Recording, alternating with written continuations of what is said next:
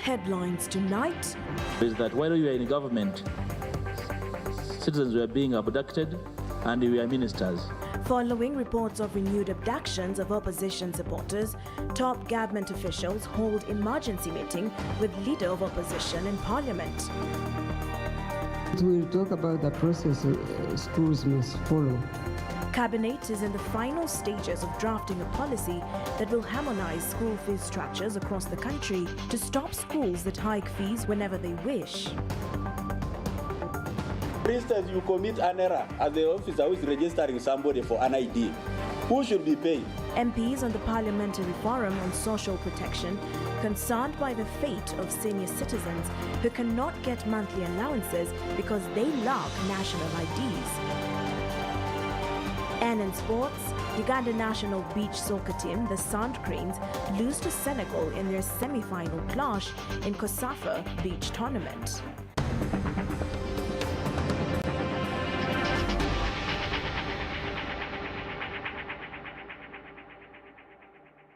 A very good evening to you and welcome to CTV PM Edition with me, Melissa Moha. In our top story tonight, lately the opposition have been raising alarm over the alleged abduction of people, especially members of the National Unity Platform Party. Now, following this incident, opposition MPs led by the leader of opposition in Parliament and Shadow Minister for Internal Affairs have today met with the Prime Minister, the Minister for Security, the Minister for Internal Affairs and the Deputy Speaker of Parliament to find a lasting solution to the matter. Take a look. Lately, the opposition have been raising alarm over the alleged abduction of people, especially members of the National Unity Platform Party.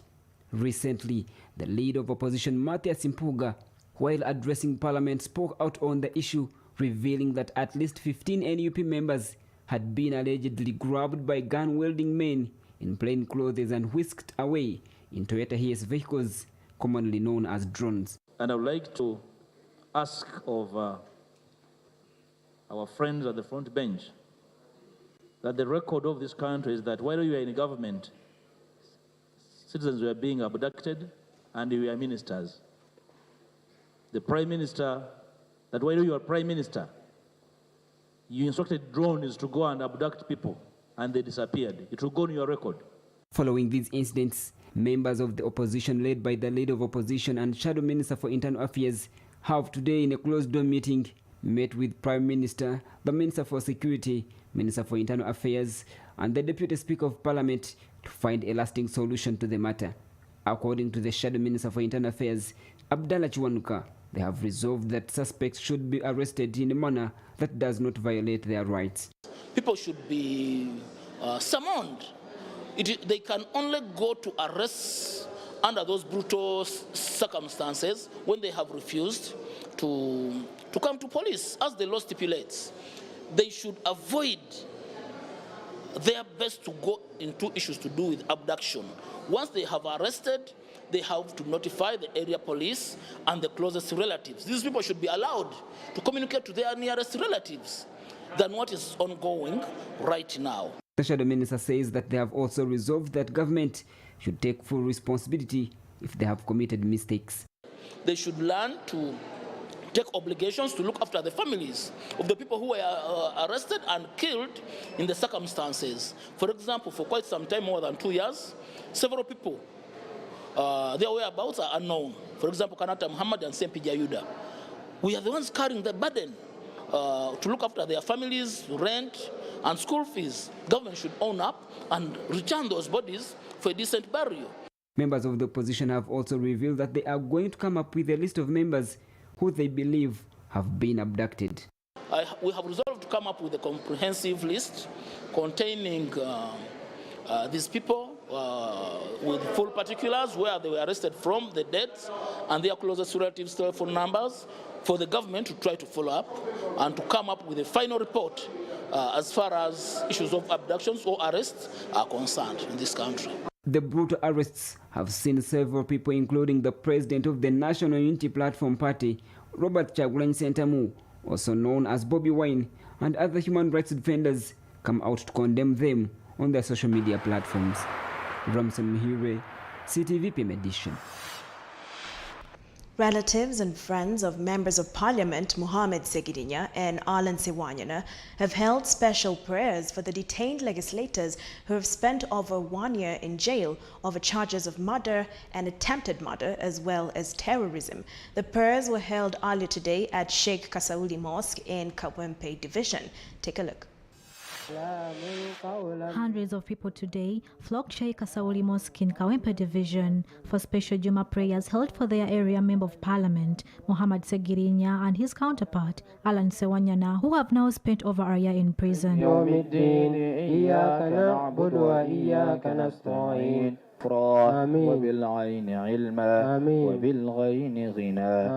Several members of the opposition, led by the National Unity Platform Party President Robert Kyagulanyi Ssentamu and Secretary General Lewis Rubongoya, among others, attended the prayers and were greeted with cheers upon arrival.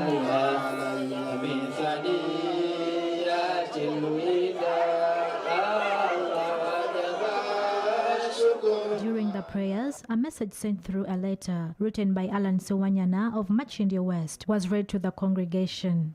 Tulabye ennaku nyingi mu kkomera ng'era twafunyeyo n'endwadde enkambwe nga n'obujjanjabi tebuliiyo. Naye twebaza Allah subhanahu wa ta'ala nti tukyassa akyatuwadde omukka guno. Some of the people in attendance today spoke out against the arrest of the members of parliament, which they called unjust and unfair. According to the National Unity Platform president, the members of parliament are being held illegally. Mohamed Segirinya, who is now being incarcerated for over a year for, of course, bogus charges. Honorable Segirinya is together with Honorable Alan Sewanyana, incarcerated and denied bail. But it's so unfortunate that recently we were celebrating the life of former Chief Justice and first Prime Minister of Uganda, Bendikito Kiwanuka, and Museveni and his Chief Justice were also commemorating him, celebrating him as a noble Ugandan, and yet he was killed by the Amin regime, apparently, for giving bail, a constitutional right to a citizen. Kyagulanyi also accused the judicial system of perpetrating the acts of injustice and urged masses to speak out on the matter. People are being abducted today, including yesterday. Drones are taking away people. More than 50 of our people are still missing, taken away by Museveni's people. It's very unfortunate that the gross abuse of human rights continues in the Museveni regime. Of course, it's a human rights violation that, characterizes the Museveni regime. We also shared with the people why they should and must support the resolution by the EU Parliament, because Museveni is a thief. National Unity Platform spokesperson and Nakawa West Member of Parliament today spoke out on the alleged abduction of National Unity Platform supporters, which he says have resumed. The two legislators, Mohamed Segirinya and Alan Sewanyana, are grappling with charges of murder, attempted murder and terrorism following the spate of machete killings which took place in the Greater Masaka region last year. Sharon Twebaze for CTV PM edition.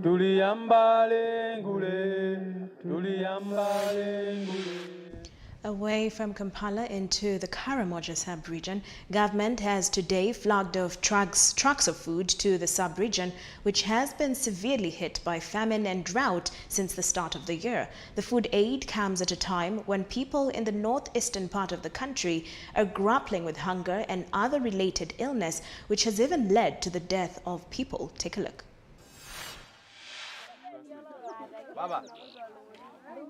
Food insecurity, the rising food crisis and climate change are partly the reason why people in Karamoja sub-region are grappling with hunger.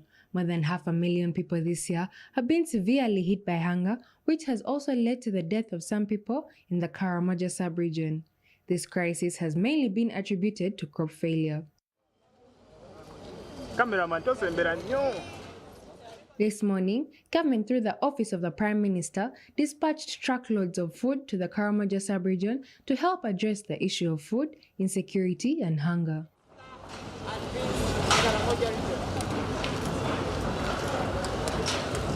We have been able to dispatch 51,240 bags of maize flour of 50 kilograms each. and 25,620 bags of beans of 50 kilograms each to Karamoja sub-region. This is approximately 2,562 metric tons of maize flour and 1,281 metric tons of beans. According to the minister, Esther Anyakon, the food will be distributed to several districts in Karamoja sub-region that have been severely hit by hunger. When the IPC report came, there were districts out of the 9 districts in Karamoja which were more affected, and that includes Kabong, Kotido, Moroto, and then part of Nabilatuk and part of Napak district. Those districts were more affected. So the quantity is going to be more for some of these districts as we're waiting for more releases to take more food to the region. Other districts that will receive food relief include those that have been hit by disasters such as floods. The Minister is going now to continue with our normal logistics to take relief and non-food items to the rest of the country, especially the areas of Elgon, Renzori region, and also other districts that have been affected by the floods. Some members of parliament from the Karamoja sub-region want government to do more when it comes to addressing the challenge of food insecurity. We have lost many lives, but I think with the food that is coming out is going to save some lives. I want also to appreciate the intervention by government of the seeds. I know my people did not have the energy to cultivate these seeds, but I think this food is going to help them cultivate these seeds. These are short maturing seeds of beans, green ground beans and cowpeas. So I'm very grateful to the government of Uganda for responding really to the plight of the people of Karamoja. I call upon government to restore sanity in Karamoja, to restore peace so that people can open up, go to their gardens, take care of their properties, take care of livestock without fear. Because every single day, a life is lost in Karamoja and a person is recruited into poverty. According to Relief Web, approximately 518,000 people are in urgent need of food assistance in Karamoja, with almost 428,000 individuals facing crisis levels of food insecurity and almost 90,000 in emergency levels in the period between March and July 2022. Martha Amanya, CTV, PM Edition. Switching to the education sector, almost every academic year, schools have been hiking school fees. In the last 2 years, most school managers and administrators have blamed the COVID-19 pandemic and the current tough economic times for their actions. Education and Sports Minister Janet Museveni today told journalists that the problem is worsened by some parents for not alerting her ministry whenever schools act this way. Take a look.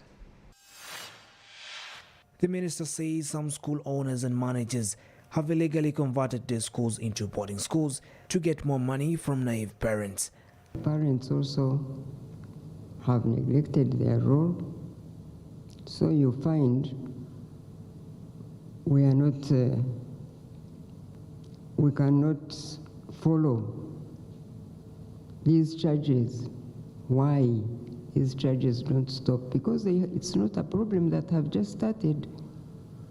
It's a problem that has been here for some time. When I first came to this ministry in 2016, there was those concerns. In 2016, the minister directed a committee, which was headed by Professor Frederick Kayanja, to find out why every year schools hike fees. In the report, it was discovered that schools don't even document why they hike fees, while others use the money to pay off bank loans. The minister says Cabinet is in the final stages of introducing a harmonized school fees structure that will be followed by all schools. It will talk about the process schools must follow when introducing new or increasing existing school charges and fees, which we have told you from time to time, but this will be a lasting solution because it will be put into law.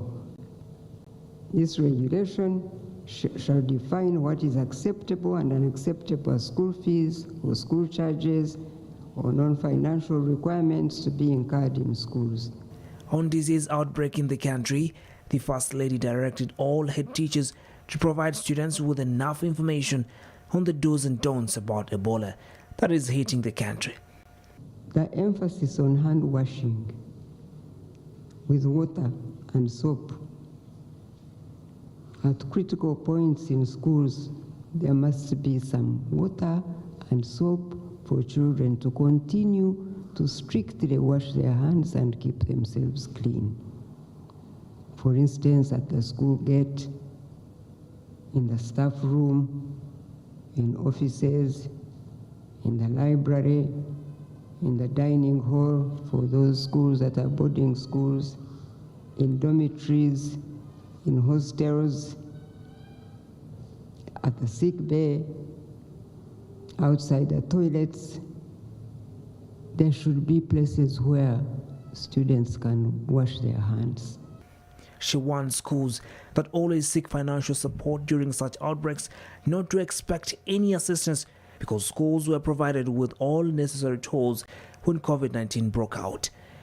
Ebola, which was first reported in the Mubende district this month, has claimed 7 people. It has since been reported in Kasanda and Chenjeju district. Safi, Mokili Baluku and Lubega Ibrahim Kasinga, CTV, PM Edition. Police, together with the National Drug Authority, have arrested a suspected thief who has allegedly been stealing drugs from government hospitals. Francis Hafishimana was arrested together with his 6 accomplices in Kasubi on the outskirts of Kampala city. They were found in possession of classified medicines, including Government of Uganda drugs, drug labels, forged NDA documents, and fake US dollars, among other items. According to NDA spokesperson, the suspects who have been detained are awaiting prosecution. Take a look. You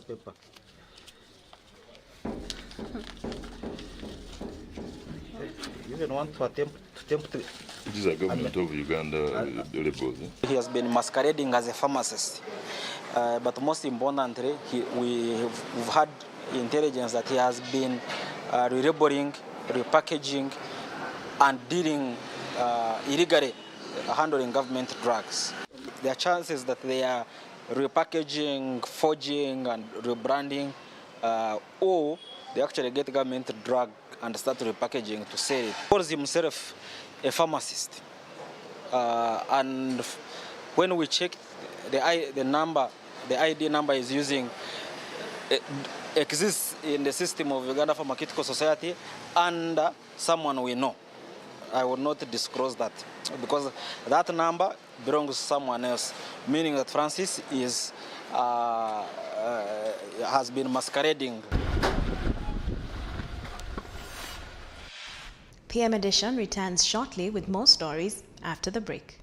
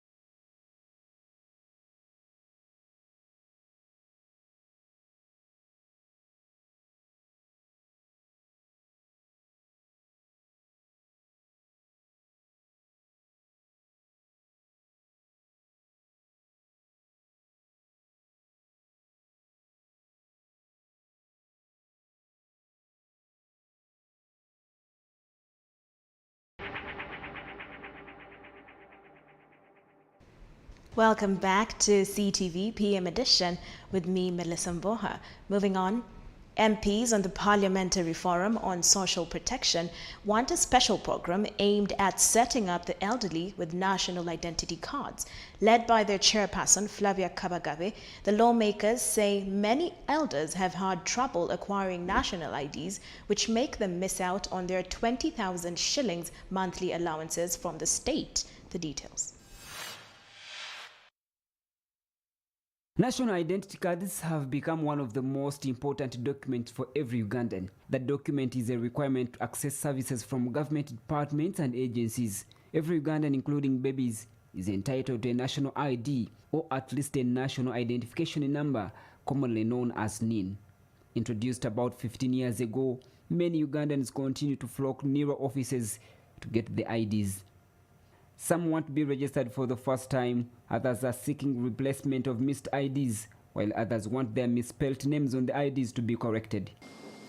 It is the right of the citizens of Uganda to be identified. They've got a right to own an ID. For a replacement, an applicant has to part with at least Uganda shillings 50,000. Recently, government announced plans to increase the fee to Uganda shillings 200,000 to ensure that holders of such documents start treasuring them. To raise the cost of replacing an ID or correcting errors to 200,000, we are simply trying to leave some people behind, and that is unacceptable. In my opinion, we are just deciding to send those people to hell. If we only quoted the very recent COVID-19 and how the Prime Minister called on everybody who thinks they are poor to present their national IDs before they can access 100,000 for recovery, the poor did not have them. So they were left behind. It was very discriminatory. Much as an ID can be replaced a month after logging in an application, most applicants wait up to 3 years and beyond to get their new IDs. As a result, many elderly people have missed out on their Special Citizens Grant, a monthly fee paid to elders aged 8 years and above. Members of the Parliamentary Forum on Social Protection want NERA to create a special program for the elderly to get their IDs. Older persons, at times, their fingerprints could not be read by these machines. Their faces, if a face had wrinkles, they will chase you. You don't waste our time, the thing is not capturing you, go away. If at all, this machine is not reading so and so, what else? Can't we have an alternative? If, for instance, you commit an error as the officer who is registering somebody for an ID, who should be paid? For me, that's a question for someone to answer. If you take me as somebody from Teso to register somebody from the West, and I fail to spell the name properly, whose mistake is that? The MPs are also opposed to the Uganda shillings 5,000 charge paid to acquire a birth certificate for the newborn babies, as well as death certificates. The national identity card for adults is for free, but the birth certificates are for pay. I don't know where the children work. It's a shame, it's very laughable, that the adults are given for free and the children must pay. So these are things that we need to look at, because these children are going to grow and become adults, and so they need, the birth certificate gives them a nationality, an identity, and a citizenship. The concern comes at a time elderly people are about to mark the International Day for the Elderly, whose focus is to ensure resilience for the older persons to cope in the changing world. Ramson Muhire, CTV PM Edition. Students in Greater Hoima and their umbrella association, Uganda National Students Association Hoima Chapter, have petitioned the Kingdom of Bunyoro in protest of the resolutions made by the European Union Parliament. According to the students, the EU resolution will affect the youth who expect to get jobs. Take a look. The students were led by Hoima District Police Commander Alex Waiswa last evening marched through the city in their school uniforms, holding placards that read, "European Union, leave our oil." Later, they handed the petition to the Prime Minister of Hoima Kingdom, Andrew Byakutaga, at the Kingdom offices. This afternoon we have received a petition from the Uganda National Students Association, Greater Hoima Chapter, who have come to express their displeasure about the European Union resolution halting the exploitation of oil and gas resources in Uganda. Faith Chomugisha, who handed over the petition on behalf of other students, told the Prime Minister they do not support the resolution by the European Union Parliament because it will. According to Chomugisha, the resolution hinders job creation. Opposing this act of the European Union saying that you cannot extract our oil there down. It's because of that oil I expect more development in this region here, Hoima and Uganda at large. Remember, prices of oil are so high here in Uganda, but when we get that opportunity of extracting our oil, the prices will go low, and even it will help us develop more. Other students say the resolution was not made in good faith. And the kingdom itself should rise up and help and do something about the oil. Not only chasing away the whites will help, but also themselves will have to play some role on the oil. Some other students reveal that Uganda and Tanzania, which are hosting the pipeline, are sovereign states that have the capacity to handle their matters. For oil, we need it, that's good, and that's why we are here. But the main thing which is going to help us is collaborating with them, hand in hand. We should see the advantages, not disadvantages. So let the government first unite themselves, let them first get organized. We can defeat those Europeans, but how? We first get organized. Andrew Byakutaga, Bunyoro Kitara Kingdom Prime Minister, promised to forward the matter to the Omukama of Bunyoro, Dr. Solomon Gafabosa Iguru. The petition, we shall forward it to His Royal Highness, the King of Bunyoro, Dr. Solomon Gafabosa Iguru, to guide us on the way forward. However, he had already instructed us to express our displeasure, and we did that. Recently, the majority of the members of the European Parliament raised concerns over the construction of the 1,443-kilometer crude oil pipeline that will start from Kabale, Hoima district in Uganda, to Chengolen, Tanga in Tanzania. They are concerned that the proposed construction of a $3.5 billion East African crude oil pipeline will allegedly ruin biodiversity and cause irreversible climate change. In our regional news, gunfire rang out early Friday in Burkina Faso's capital, and the state broadcaster went off air, sparking fears of a mutiny 9 months after a military coup overthrew the country's president. While Kenyan President William Ruto has announced that he will reform the country's tax system to make it fairer by making the richest people pay more. Gunfire has rung out in Burkina Faso, sparking fears of mutiny. It was not immediately known where Lieutenant Colonel Paul Henry Damiba was in the West African country. He had given a speech the day before in Djibouti in the north of Burkina Faso. Last week, Damiba had traveled to New York, where he addressed the UN General Assembly as the country's coup leader turned president. In his speech, Damiba defended his January coup as an issue of survival for our nation, even if it was perhaps reprehensible to the international community. Burkina Faso's coup came in the wake of similar takeovers in Mali and in Guinea, heightening fears of a rollback of democracy in West Africa. None of the juntas has committed to a date for new elections, though Damiba said last week that the transition in Burkina Faso would last for almost 2 more years. Many in Burkina Faso initially supported the military takeover, frustrated with the previous government's inability to stem Islamic extremist violence that has killed thousands and displaced at least 2 million. Yet, the violence has failed to wane in the months since Damiba took over.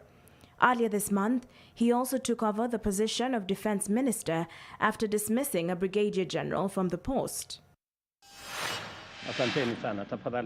Kenyan President William Ruto has announced that he will reform the country's tax system to make it fairer by making the richest people pay more in his first speech to Parliament. Mr. Ruto said on Thursday that he was determined to ensure that Kenya's tax system responds to the needs of the economy and to make it more progressive. The new tax system must be fair, efficient, and the tax burden must reflect the ability to pay off every taxpayer, said the head of state. He added, Kenya has been taxing commerce too much and wealth too little. The new head of state also promised to tackle debt, which has increased sixfold since 2013 to about $70 billion. Ruto, who served for 9 years as vice president to his predecessor, Uhuru Kenyatta, said the country's financial situation is not very good. Kenya, an East African country of about 50 million people, is the region's economic powerhouse, but a third of its population lives below the poverty line. Inflation officially hit 8.5% in August, the highest in more than 5 years as the Kenyan shilling currency fell against the dollar. Fuel prices jumped in mid-September in the country after the government decided to drastically cut subsidies. On the international scene, President Putin has announced the illegal seizure of 4 areas of Ukraine, saying they are now under Russian territory. While in Afghanistan, in Kabul, a suicide attack at a tuition center has killed at least 19 people. Take a look.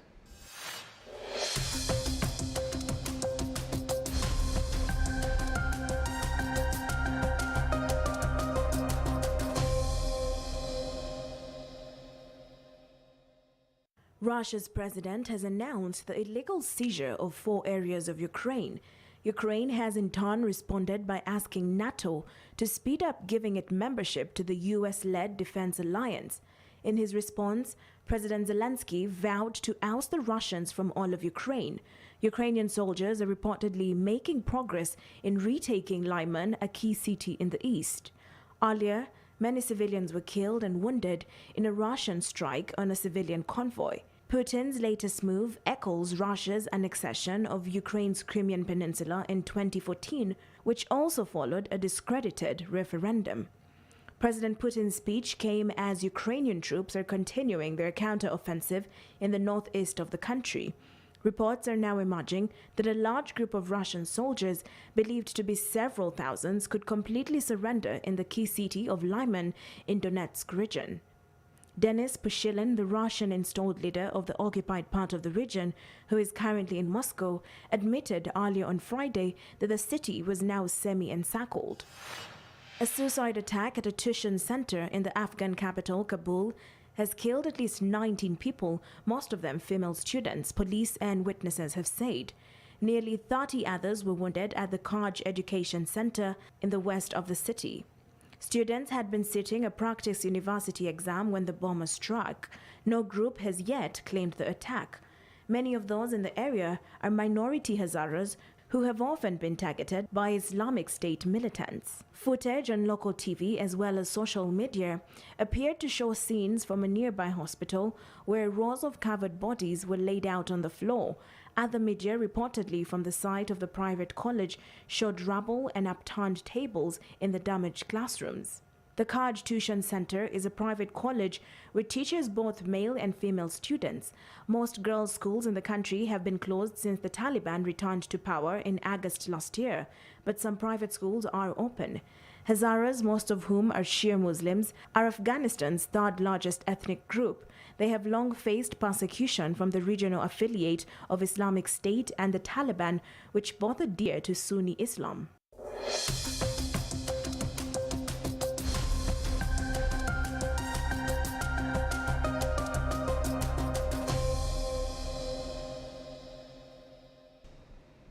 PM Edition returns shortly with more news from the world of sports.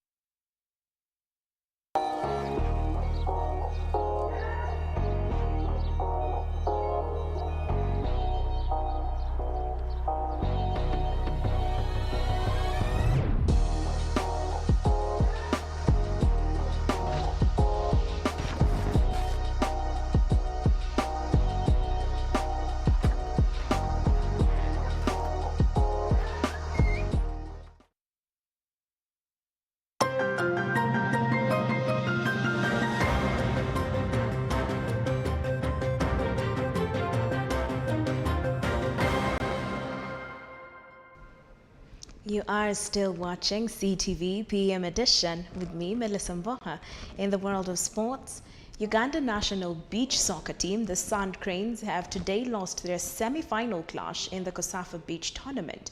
Uganda, who were playing Senegal, were defeated 10-3 in Durban.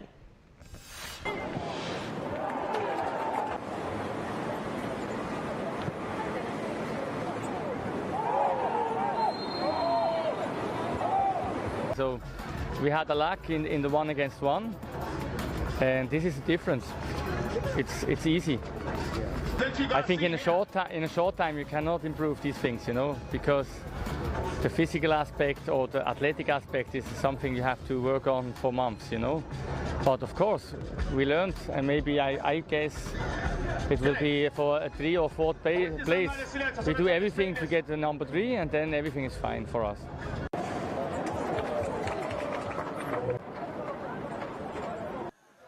Now, pull in, and here's a chance. Good skill. Oh, that's beautifully.